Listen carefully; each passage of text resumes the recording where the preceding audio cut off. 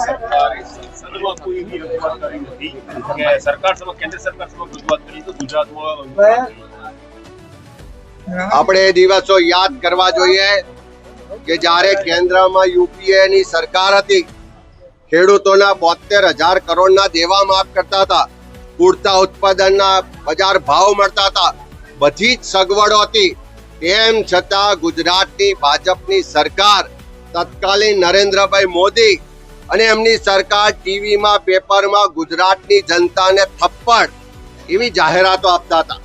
આજે ગુજરાતમાં કમોસમી વરસાદ થયો, સૌથી લાંબો સમય કમોસમી વરસાદ થયો, ખેડૂતો તમામ રીતે પાયમાલ થયા, 6 કરતા વધારે ખેડૂતોએ આત્મહત્યા કરી, પેકેજના નામે પડીકું આપ્યું, ત્યારે આખા ગુજરાતના ખેડૂતોની સંપૂર્ણ દેવા માફ કરોની માંગ આજે બુલંદ થઈ છે.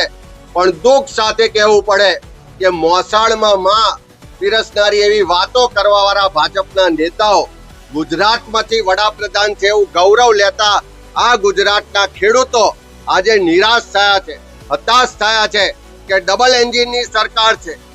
ખૂબ વાયદા વચનો કર્યા હતા, વિશ્વાસ મૂકીને ગાંધીનગર ને દિલ્હીમાં સત્તા સોંપી હતી, પણ આજે ઉદ્યોગપતિઓના કરોડો રૂપિયાના દેવા માફ કરવા માટે આ ભાજપની સરકાર પાસે બજેટ છે, પણ ખેડૂતોના દેવા માફ કરવાની વાત તો જવા દો.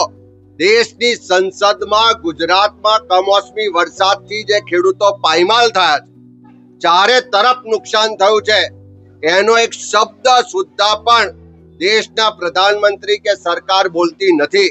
હું માનું છું કે આ ગુજરાતના ખેડૂતોની મશ્કરી છે, ગુજરાતના ખેડૂતો સાથે અન્યાય છે. જે વાયદા વચનો આપ્યા હતા એ ક્રૂર મજાક છે. એનો જવાબ ગુજરાતના ખેડૂતો આવનારા સમયમાં આપશે અને સમગ્ર ગુજરાતમાંથી જે માંગ ઉઠી છે કે ખેડૂતોના સંપૂર્ણ દેવા માફ થાય, એ ખેડૂતોના અવાજને અમે બુલંદ કરીશું અને ગુજરાતના ખેડૂતોના સંપૂર્ણ દેવા માફ કરાવીને જંપીશું.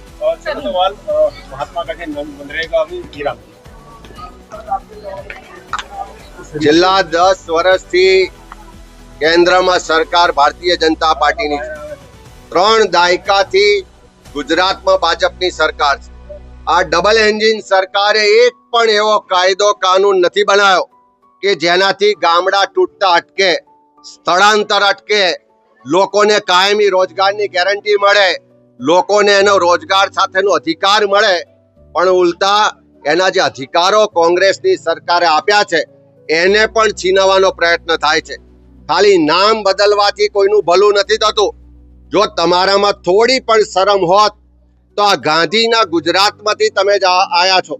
તમારામાં થોડી પણ શરમ હોત કે આખી દુનિયામાં ગાંધીજીના નામે ગૌરવ લઈએ છે, આખી દુનિયા ગાંધીજી સામે મસ્તક નમાવે છે, અને એ ગાંધીજીનું નામ આ યોજનામાંથી હટાવી અને એમનું જે અપમાન કર્યું તો જે આજે ખેડા જિલ્લાના ભાગલ ગામે આવ્યા છે, શું કહેશો?